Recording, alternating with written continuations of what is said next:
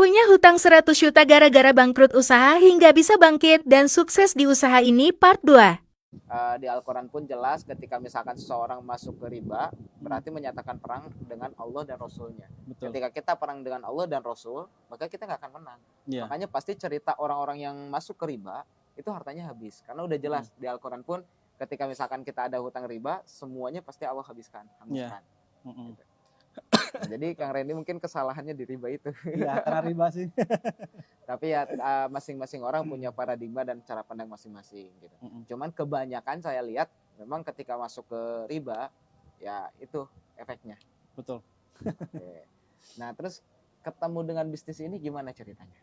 Nggak sengaja sih ngelihat postingan teman juga, teman sekolah dulu, Kang Peri ngelihat di WhatsApp kan, kok ada gitu sebuah peluang usaha yang dimana visi misinya itu membantu umat terbebas hutang dan riba. Oke. Kok bisa seperti itu gitu. Dan pas saya lihat di videonya banyak gitu, yang bisa lunas hutang, bahkan ada yang bisa kebeli mobil dan lain sebagainya.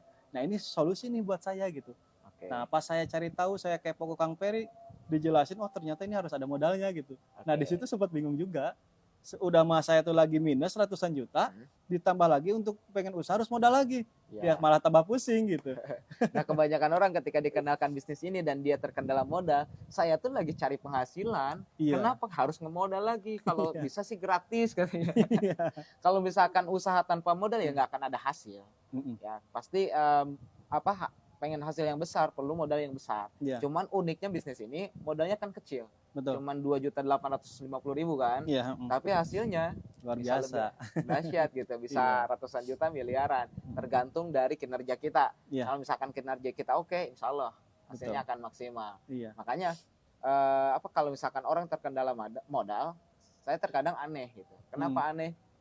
Sederhananya gini, buat hidup aja itu perlu modal. Makan, rokok, ya kopi, kegiatan setiap hari itu pasti ngeluarin duit. Gak mungkin nggak ngeluarin duit walaupun kita nggak ada kegiatan ya di rumah aja itu pasti ngeluarin duit karena kita harus hidup. Iya. Ya, apalagi misalkan untuk merubah nasib, untuk merubah hidup jauh lebih baik lagi. Nah Kang Randy nih modalnya dari mana dan kenapa berani untuk mengeluarkan modal untuk gabung ke bisnis ini? Kalau dulu alasan saya pengen bergabung di bisnis ini kan ya yang pertama kan pengen lunas hutang ya, pengen lunas hutang. Terus apalagi kan saya anak tunggal, gak punya saudara, gak punya adik, gak punya kakak gitu. Kalau saya kayak gini terus siapa yang pengen ngebahagiain orang tua gitu. Untuk istri sama anak juga. Nah mau tidak mau saya harus cari modal. Nah untuk cari modal tersebut saya yang mengusahakannya kan kata Kang Perit dulu kalau nggak punya mah ya udah sok pinjam aja dari siapa gitu. Mau dari teman, mau saudara. Tapi alhamdulillah nggak ada yang ngasih. Daripada ngasih malah dapat hinaan.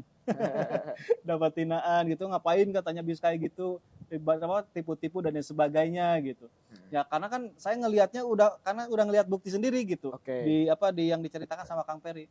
Hingga akhirnya memberanikan diri ngobrol sama orang tua sekalipun awalnya nggak berani. Ya malu lah. Ya malu, yang seharusnya kita ngebahagiain orang tua, tapi kok sekarang udah menikah aja malah jadi beban buat orang tua gitu.